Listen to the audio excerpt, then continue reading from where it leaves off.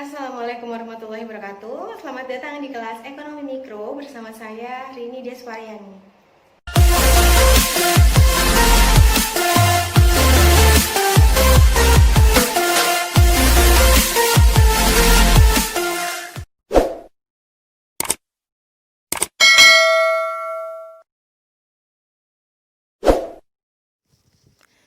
Oke, Assalamualaikum warahmatullahi wabarakatuh. Jadi pada pertemuan sebelumnya kita telah membahas terkait konsep dasar teori ekonomi, di mana pada pertemuan kali ini akan kita lanjutkan mengenai masalah-masalah dalam ekonomi mikro.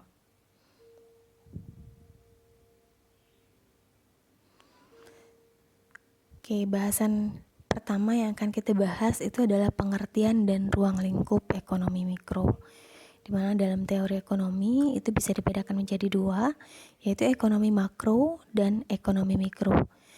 Ekonomi makro itu sendiri merupakan analisis terhadap keseluruhan kegiatan perekonomian. Jadi dari katanya adalah makro yang berarti besar. Jadi studi ini itu mempelajari tentang kegiatan perekonomian dalam lingkup yang lebih besar, ya, secara keseluruhan. Di mana dalam ekonomi makro membahas secara agregat. Sedangkan dalam ekonomi mikro itu mendekati masalah dari sudut unit-unit ekonomi yang bersifat individual atau perseorangan. Jadi dari katanya saja ini adalah mikro yang berarti kecil. Di mana dalam teori ini melakukan pembahasan pada unit yang lebih kecil. Ilmu ekonomi mikro itu merupakan suatu studi dalam ilmu ekonomi yang menganalisis bagian-bagian kecil dari keseluruhan kegiatan perekonomian. Dalam ekonomi makro, kita akan membahas tentang pengangguran, kemiskinan, bagaimana tentang pertumbuhan perekonomian. Sedangkan dalam ekonomi mikro, kita membahas dalam unit yang lebih kecil, ya. Jadi kita akan berbicara tentang keseimbangan permintaan dan penawaran, jumlah barang yang harus diproduksi, ya. Jadi dalam unit yang lebih kecil. Ilmu ekonomi mikro itu merupakan cabang dari ilmu ekonomi yang mempelajari perilaku konsumen dan perusahaan, serta penentuan harga-harga pasar dan kuantitas faktor input, barang, dan jasa yang diperjualbelikan. Ya, di mana ekonomi mikro itu meneliti bagaimana berbagai keputusan dan perilaku tersebut mempengaruhi penawaran dan permintaan atas barang dan jasa, di mana pada akhirnya itu yang akan menentukan harga dan menentukan permintaan dan penawaran selanjutnya, ya. Jadi dalam ilmu ekonomi mikro itu mempelajari tentang penentuan harga-harga pasar dan kuantitas faktor input barang dan jasa yang diperjualbelikan.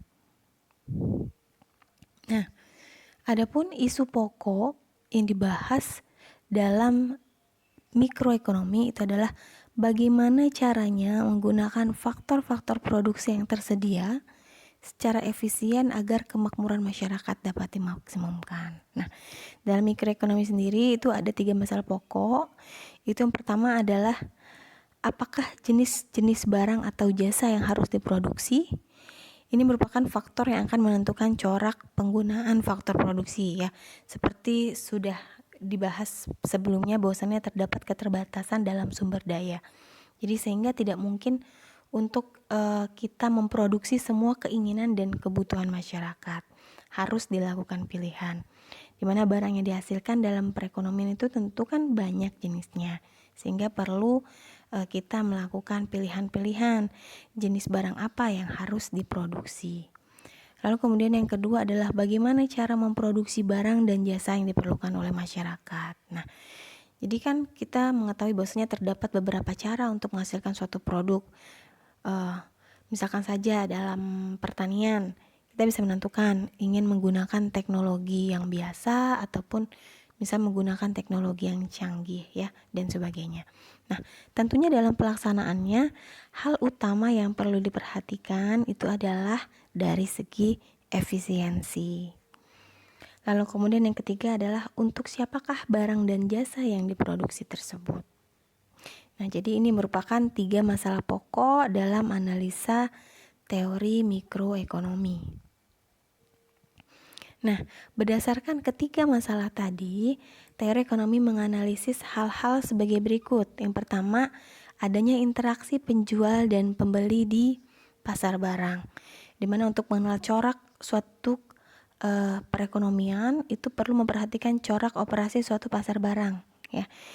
Melalui interaksi antara penjual dan pembeli yang berlaku dalam pasar akan ditentukan harga suatu barang dan jumlah barang yang diperjualbelikan. Jadi dari interaksi antara penjual dan pembeli itu akan dapat ditentukan harga dan jumlah barang yang diperjualbelikan. Nah, dalam mikroekonomi ini kita membahas kegiatan suatu pasar itu secara menyeluruh, ya. Tapi untuk menunjukkan pasar itu berfungsi dan beroperasi, maka mikroekonomi itu menerangkan interaksi antara pembeli dan penjual di suatu pasar barang. Misalnya pasar kopi atau pasar karet, ya. Jadi dalam perekonomian itu pasar barang itu terdiri dari berbagai jenis barang dan jasa. Misalnya yang tadi disebutkan tadi, kopi ataupun pasar karet. Contoh lain misalnya pasar makanan, pasar kain, pasar mobil, dan sebagainya, ya. Nah, lalu yang kedua itu adalah tingkah laku penjual dan pembeli. Nah, aspek yang dilihat itu tentunya adalah tingkah laku pembeli dan penjual di pasar. Jadi dalam analisis ini mikroekonomi melakukan pemisalan. Jadi misal pembeli dan penjual itu pasti akan bertindak secara rasional. Dan pemisalan yang kedua itu bahwasanya konsumen itu selalu berusaha untuk memaksimumkan kepuasannya, ya. Sedangkan di sisi lain penjual akan berusaha untuk memaksimumkan keuntungannya, ya. Jadi perlu digarisbawahi bahwasanya dari sisi konsumen ia akan selalu berusaha untuk memaksimumkan kepuasannya, sedangkan dari sisi penjual ia akan selalu berusaha untuk memaksimumkan keuntungannya.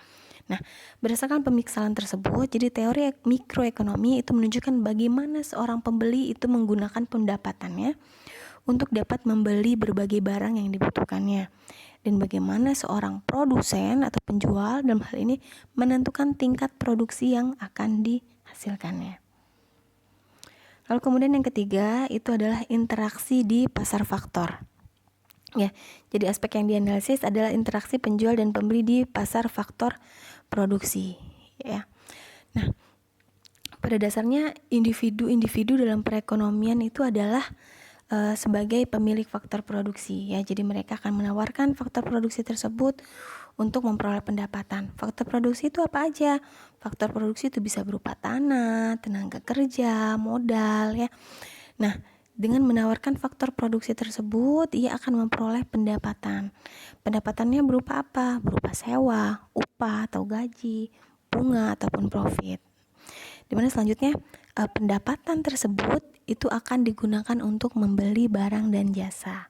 Nah, sebaliknya dari sisi penjual membutuhkan faktor produksi tersebut untuk memproduksi barang dan jasa. Nah, dalam hal ini si penjual itu merupakan pembeli dari faktor-faktor produksi tersebut.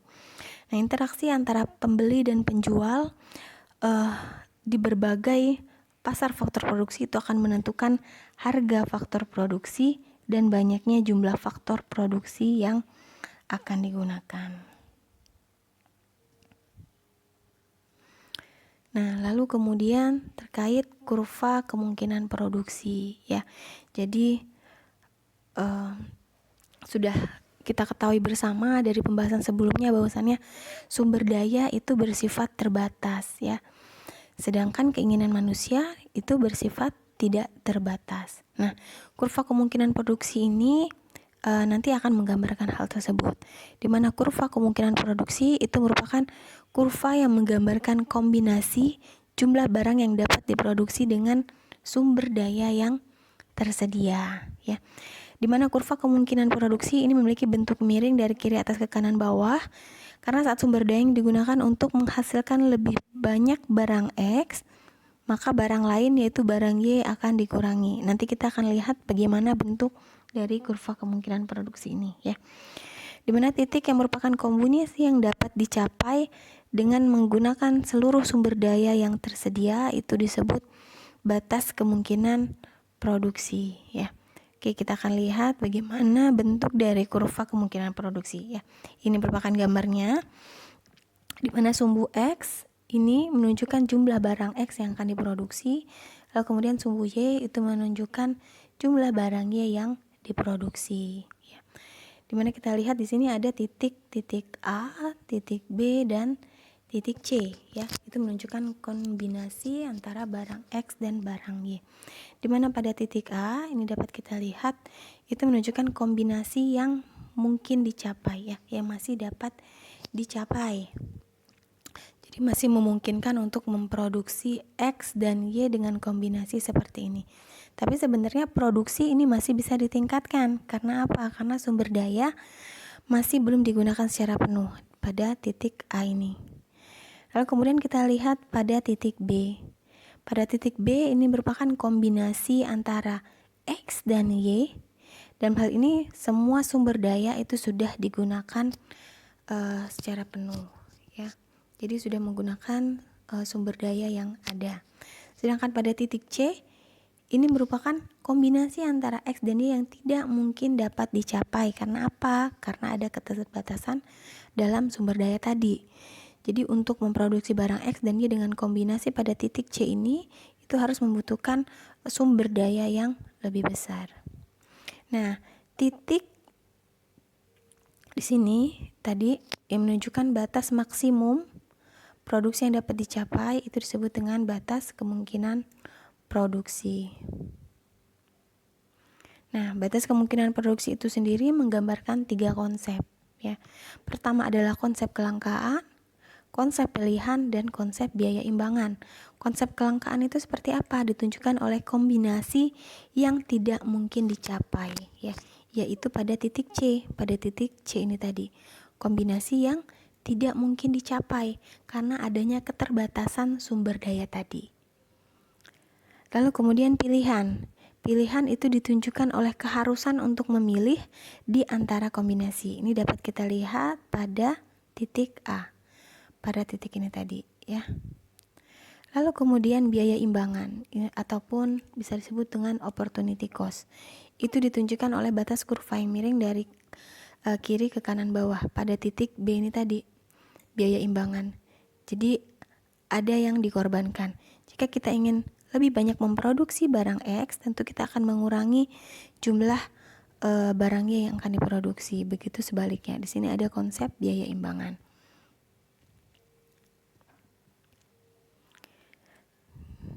Kita lanjut. Nah, lalu kita akan membahas terkait pelaku-pelaku ekonomi. Jadi pelaku kegiatan ekonomi itu dapat dibedakan menjadi 3 golongan ya. Nah, pada dasarnya sebenarnya di dunia ini ada begitu banyak orang yang melakukan berbagai macam kegiatan ekonomi. Nah, untuk menyederhanakan, jadi pelaku ekonomi itu akan dikelompokkan menjadi 3 golongan ya. Yang pertama itu adalah rumah tangga. Ini merupakan pemilik faktor produksi yang tersedia dalam perekonomian, meliputi tenaga kerja, modal, tanah ya. Seperti yang sudah saya jelaskan sebelumnya, bahwasanya rumah tangga itu selaku pemilik faktor produksi, ia menawarkan faktor produksi tersebut kepada perusahaan ya. Sebagai imbalannya, rumah tangga akan mendapatkan pendapatan berupa sewa, gaji, bunga ataupun profit. Nah, pendapatan tersebut yang akan dibelanjakan untuk membeli barang-barang kebutuhan ya. Dalam rumah tangga ekonomi yang masih rendah, biasanya pendapatan yang ia peroleh itu akan dihabiskan untuk konsumsi ya, terutama untuk konsumsi pangan.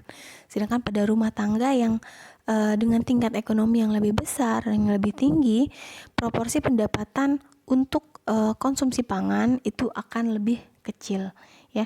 Ya sudah bisa menabung, membeli kebutuhan-kebutuhan lain. Nah, lalu kemudian yang kedua itu adalah perusahaan ya. Perusahaan ini merupakan organisasi yang dikembangkan oleh seseorang atau sekumpulan orang dengan tujuan menghasilkan berbagai jenis barang yang dibutuhkan oleh masyarakat. Nah, tentu saja tujuan utama dari perusahaan itu adalah untuk menghasilkan keuntungan ya. Tentunya. Jadi tujuan utamanya tentunya adalah menghasilkan keuntungan. Ya, dalam hal ini adalah memaksimumkan keuntungan yang akan diperoleh. Jadi perusahaan ini itu mengorganisasikan faktor-faktor produksi sedemikian rupa sehingga bisa dihasilkan produk yang tujuan utamanya adalah untuk menghasilkan keuntungan. Dalam hal ini adalah memaksimalkan keuntungan yang dapat diperoleh. Nah, berdasarkan lapangan usaha, perusahaan dalam perekonomian itu dapat dibedakan menjadi 3, ya. Jadi yang pertama adalah industri primer. Ini merupakan perusahaan yang mengolah kekayaan alam, misal kegiatan pertambangan, ya, menangkap ikan dan sebagainya. Jadi dia di sini merupakan perusahaan yang mengolah kekayaan alam, ya, masih dari alam itu sendiri yang diolah. Jadi seperti kegiatan pertambangan, menangkap ikan di laut, ya. Lalu kemudian yang kedua adalah industri sekunder. Nah, industri sekunder ini itu merupakan perusahaan yang menghasilkan barang industri, ya. Jadi dia meliputi perusahaan yang menghasilkan barang industri. Contohnya seperti apa? Sepatu yang menghasilkan baju, ataupun misalnya pabrik mobil, ya, dan sebagainya. Lalu kemudian yang ketiga itu adalah industri tersier. Itu adalah industri yang menghasilkan jasa-jasa, misalnya perusahaan yang menghasilkan jasa ataupun menyediakan jasa pengangkutan, memberi pinjaman, menyewakan bangunan, ya. Jadi ini merupakan termasuk dalam industri tersier.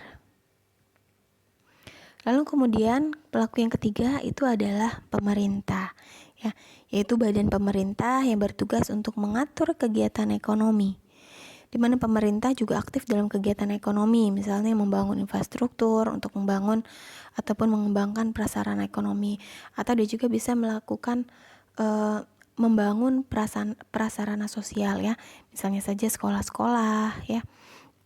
Nah, kebijakan yang dilakukan oleh pemerintah itu bisa dalam bentuk kebijakan fiskal ataupun kebijakan moneter, ya.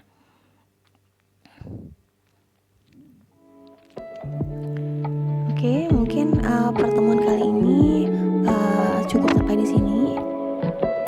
Silakan jika ingin ada yang ditanyakan. Sampai jumpa